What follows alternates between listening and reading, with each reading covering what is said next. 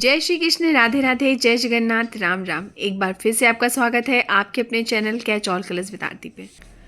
आप सबको पता है कि परसों और कल सर्द पूर्णिमासी मनाने के बाद आज से कार्तिक मास लग गया है। कार्तिक मास बहुत ही पवित्र महीना है जिसमें भगवान की पूजा पाठ और आराधना की जाती है।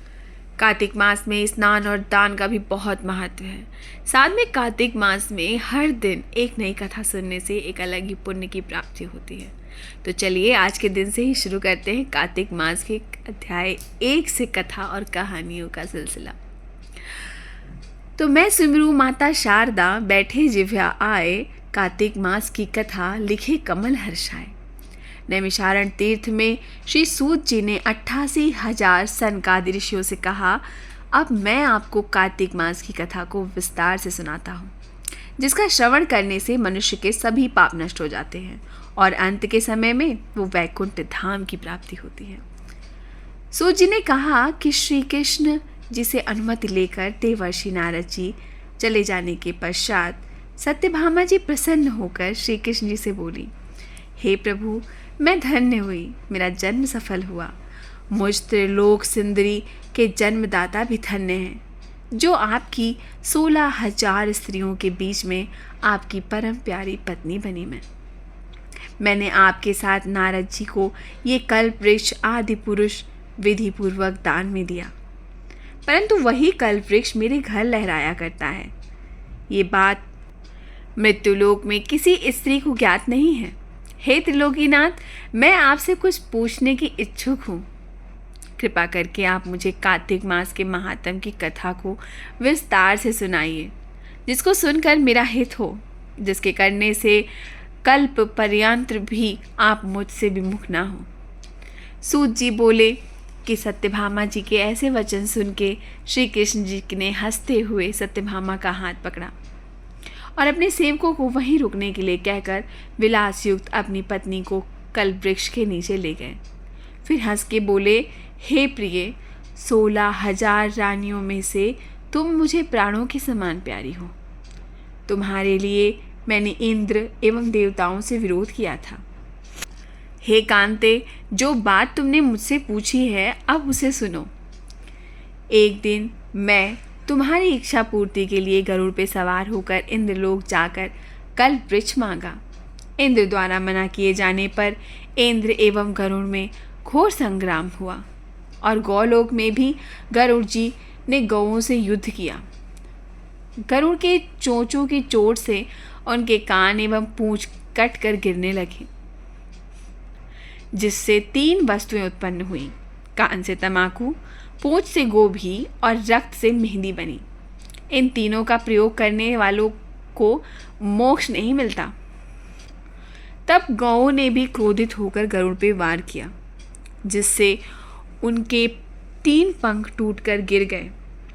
इससे पहले पंख से नीलकंठ, दूसरे से मोर और तीसरे से चकवा चकवी उत्पन्न हुए। हे प्रिय, इन तीनों का दर्शन करने मात्र से ही सुफल प्राप्त हो जाता है।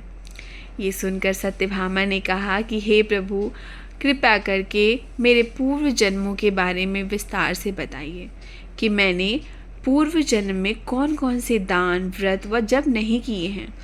मेरा स्वभाव कैसा था, मेरे जन्मदाता कौन थे और मुझे मृत्युलोक में जन्म वापस क्यों लेना पड़ा।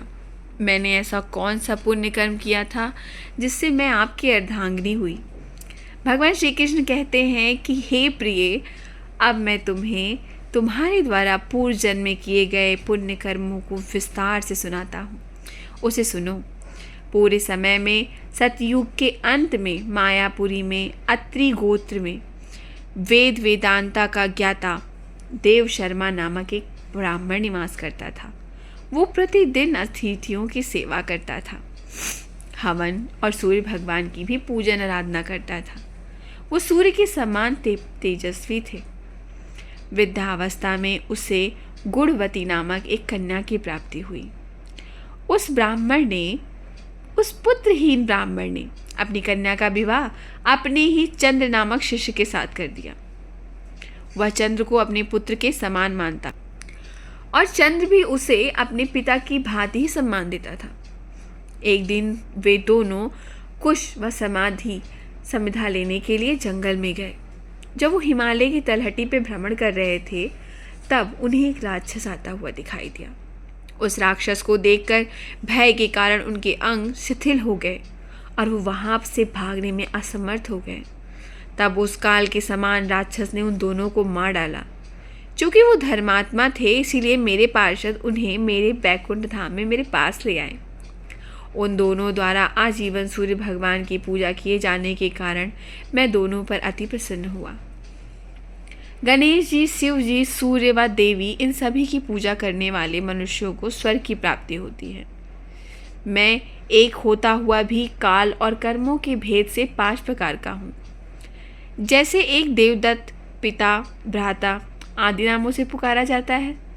जब वे दोनों विमान पर आरूढ़ होकर सूर्य के समान तेजस्वी, रूपवान, चंदन की माला धारण किए हुए मेरे भवन में आए तो वे दिव्य भोगों को भोगने लगे। इस प्रकार भगवान श्री कृष्ण ने सत्यभामा को उसके पूर्व जन्म के बारे में बताया। ये थी कार्तिक मास अध्याय 1 की कथा। कार्तिक मास का महीना बहुत ही पावन है। इसमें तुलसी में दीप दान और नदियों में दीप दान करने का भी अपना महत्व है। भगवान श्री कृष्ण को अति प्रिय मास है ये।